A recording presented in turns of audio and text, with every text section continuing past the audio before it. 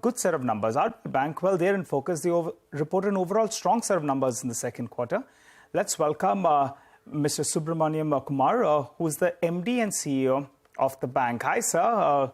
Good morning and congratulations. Well, the past quarter's numbers actually were quite good, and I think the street appreciates it as well. But what's the outlook from here on? Give us a sense in terms of NIMs. How do they shape up from here? And what kind of growth can you guide for on your loan book? I think you're looking at changing the mix as well. So give us more details on both those two aspects, loan growth and NIMs. Thank you very much. Good morning to all the viewers.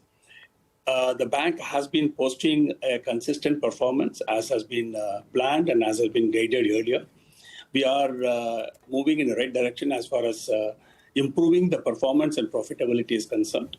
At the same time, we are not losing sight of our credit growth. And as has been seen in the last 2 quarters, we have been consistently improving our credit growth. And we gave a guidance of not less than 20%. And this quarter also, we did around 21% overall advance.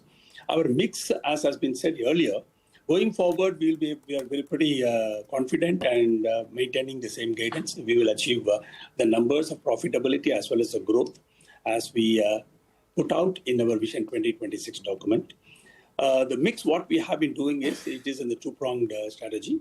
While our focus on our strong products of credit card and microfinance will continue.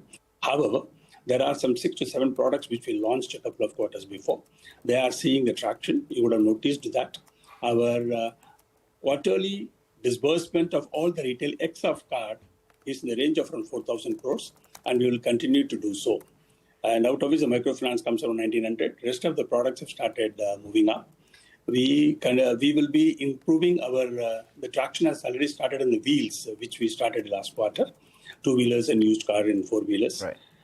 Our housing loan and mortgage loan will also keep moving in the same range of 800 crores each is the disbursement which we have been doing it. And we are confident of maintaining that. In addition to that, we are just launching some SME and MSME. You would have seen in the last quarter, the strategy of focusing more on commercial loan has paid off. And last quarter, we did a commercial loan growth of around 17% within the wholesale growth of 7%. These will continue. In overall, if you move forward, our loan mix will move towards from the low margin to the moderate margin and high margin, which will enable us to meet even a small traction or small increase in our deposit cost will be met out with that remix of the advances. And we will maintain our NIM in the same range what it is. And you could have noticed that before reclassification, our NIM improved by 5 bips. Moving forward, we will inch towards the 5%. In a consolidated base, we will be posting around 5.5 and in that range. As we move forward, we are confident of maintaining the NIM margin in that range. Right. That's incredible that you are confident of, increasing your NIMs from current levels to closer to 5% on a consolidated basis, 5.5%. And this would be an exception from, the industry standpoint where everyone else is looking at NIM compressions. And that's exactly, what my question was. At what rate do you expect deposits to grow? And what would perhaps be the cost of deposits and how much of that will be offset by the product mix that you're talking about, increased yield on the new products in the retail portfolio? The first thing is that our cost, we guided earlier also, the cost of deposit will move up by around 20 bips, which you saw it in this quarter also. Our overall deposit, our ability to grow deposit has moved up, and we grew total deposit by 13%. Within that, the CASA grew by around 12%. So, YOY growth of the CASA continues to be 12%. And while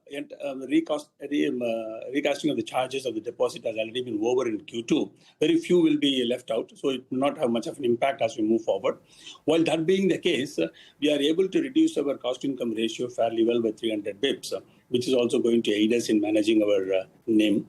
And while the advanced mix is taking a different shape, and this will also provide us a leeway for maintaining the NIM what we projected. So, and going cost forward, of deposits, we are confident of deposit. Sorry, yeah. You said cost of deposits are likely to increase by about 20 basis points. How much will your yield increase by? No, the cost of the yield will be increasing slightly more than that of that, so that it will be able to give us a positive NIM. All right. So final question. Yeah. So we've got a fair idea. Yes. Okay, please. Please complete your point, sir. The NIM is going to be contributed by increase in our interest income, and our NII growth will be much higher than what we have been seeing it than that of advance growth. And there will be a contraction of the cost. So the cost optimization will also be paid back. And the provision management will also enable us to have all the three combinations will provide us enough leverage for posting a profitable growth. All right, final question, sir, before we let you go. The numbers look pretty good and your commentary as well is sounding pretty optimistic.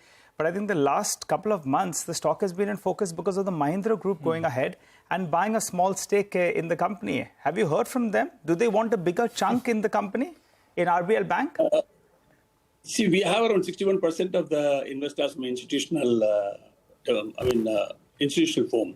So they are like any other investor. We are interacting with all the investors equally, including that of the name what you referred about.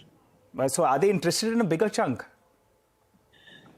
As of now, they're holding the position what they have. I do not know about their interest and investment decisions. I'm sure you do, but you are not willing to reveal any more than that. But we'll let that be as it is. Just one question. You were talking about growth and high-yielding growth coming by, etc. Would that be a little risky given the environment right now, or do you stay confident of the loans that you're making and them returning to you as well? We always believe that the collection first strategy. So we just strengthen our collection recovery teams very, very strong. Then we get into the business. The day starts with the collection, ends with the collection, and in between we do our business there. So we did a complete analysis of our portfolio. We have strengthened our risk underwriting ability, and this makes us to feel confident that we will not be facing much of a stress. And if you look at it, even the credit card, which is just showing up well when compared to the industry, and microfinance, we are doing far, far better than that of the rest of the industry. And all our credit, all other secured retail products is also showing up well, and we are pretty confident that we will not come under stress. All right. Thanks a lot for joining in and giving us all those details. We'll, of course, await any more details coming in from that institutional shareholder who came by in recent times as well, but also the guidance that you've maintained. Thank you for joining in. With that, we'll step into a short break, talk about markets and individual stocks on the other side.